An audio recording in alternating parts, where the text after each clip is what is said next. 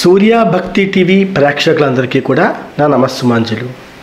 ఈరోజు పంచాంగం 29 జూలై 2024 సంవత్సరం. శ్రీ క్రోధీనామ సంవత్సరం, దక్షిణాయనం, గ్రీష్మ ఋతువు, ఆషాఢ మాసం, కృష్ణపక్షం. సూర్యోదయము ఈరోజు తెల్లవారుజామున 5:58 ప్రారంభమైంది. సూర్యాస్తమయం సాయంత్రం 6:46 వరకు ఉంది. ఈరోజు తిథి నవమి, సాయంత్రము 5:58 వరకు ఉంది.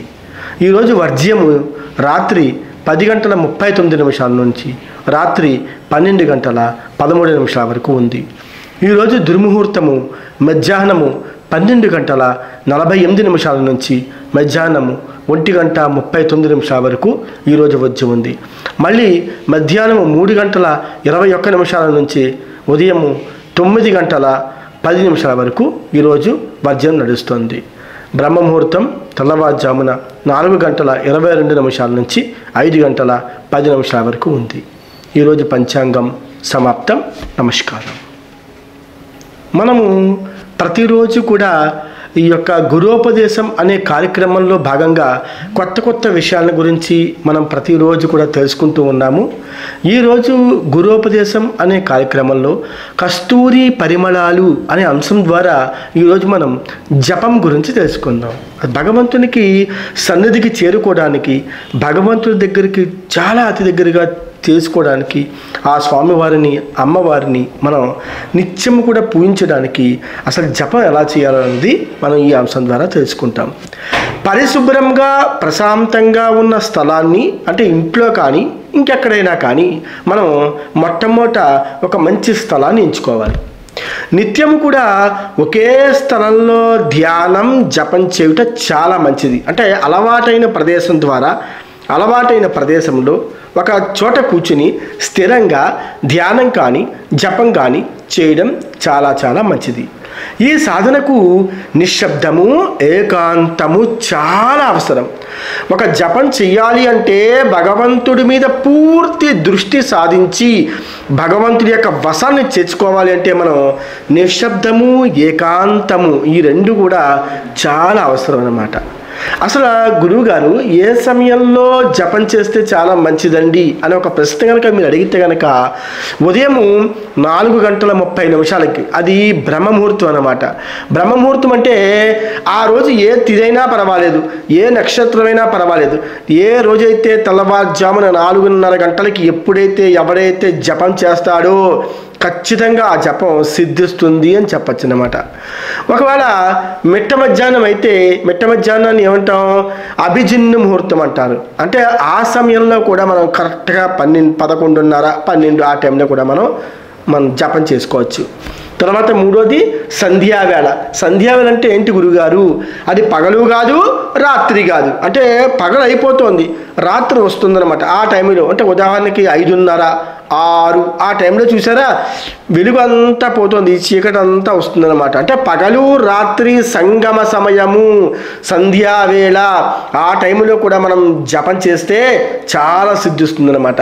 తర్వాత మధ్యరాత్రి అంటే ఇంకా 11 ఆ టైంలో కూడా ఒక్క పావు గంట సేపు మనం 15 నిమిషాలు అలా కూర్చుని జపం చేస్తూ ఉంటే అది కూడా సిద్ధిస్తుందన్నమాట. అంటే ఈ సమయాల్లో పరిసరాలన్నీ కూడా నిశ్శబ్దంగా ఉంటాయి అని చెప్పేసి ఒక నానుడు అన్నమాట.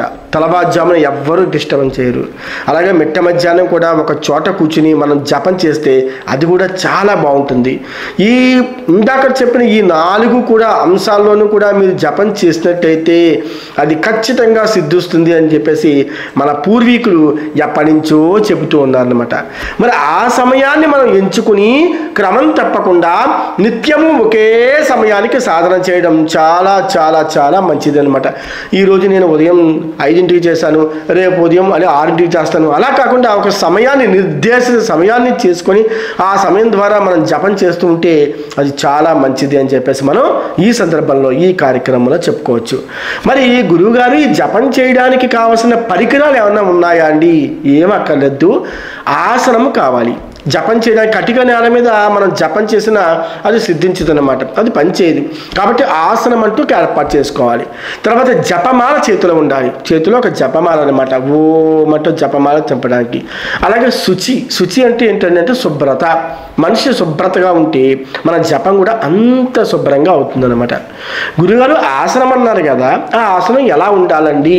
ఏమక్కర్లేదు, మీ ఇంట్లో ఉన్న ఒక చిన్న చాప, లేకపోతే ఒక దళసరి వస్త్రం, ఒక మంచి శుభ్రమైన ఒక దళసరి వస్త్రం, లేదు అంటే పూర్వం జింక అంటే మునులు ఏ రకంగా అయితే ఒక జింక చర్మాన్ని ఉపయోగిస్తారో అటువంటి జింక చర్మం కూడా ఉన్నట్లయితే ఇంట్లో ఉంటేనే సుమా అది కూడా వేసుకుని దాని మీద కూర్చొని మీరు చక్కగా జపం చేసుకోవచ్చు అనమాట. మరి గురువుగారు జపమాల అన్నారు కదా, ఆ జపమాల గురించి ఒకసారి చెప్పండి. ఏమక్కర్లేదు, రుద్రాక్ష ఉంటే చాలా మంచిది. ఒకవేళ రుద్రాక్ష లేకపోతే స్ఫటికమాల, ఒకవేళ అది కూడా ఉండకపోతే తులసిమాల. ఈ మూడింట్లో ఏదో ఒక మాలని మనం చేతితో అలా తిప్పుతూ ఓం నమ శివాయ అని చెప్పేసి ఆర్తనాదంతో ఆ భగవంతుని తలుచుకుంటూ జపం చేస్తే చక్కగా సిద్ధిస్తుంది. మనం ఆ భగవంతుని యొక్క కృపకి మనం పాత్రలు అవుతాం అనమాట ఏదైనా సరే. తర్వాత శుచి అన్నారు కదా, అదేంటి గురువుగారు? స్నానం చేసి శుభ్రమైన బట్టలు ధరించడమే, ఏం అక్కర్లేదు. శుభ్రంగా స్నానం చేయడం, మంచి బట్టలు, శుభ్రమైన బట్టలు, కొత్త బట్టలు అక్కర్లేదండి, శుభ్రం చేసుకున్న బట్టలు అయితే చాలా మంచిది. అలాగే పట్టు బట్టలు ధరించుట చాలా ఉత్తమం. అంటే ఉన్న వాటిలో ఇంకా పట్టు బట్టలు ఉంటే కనుక అది చాలా మంచిది.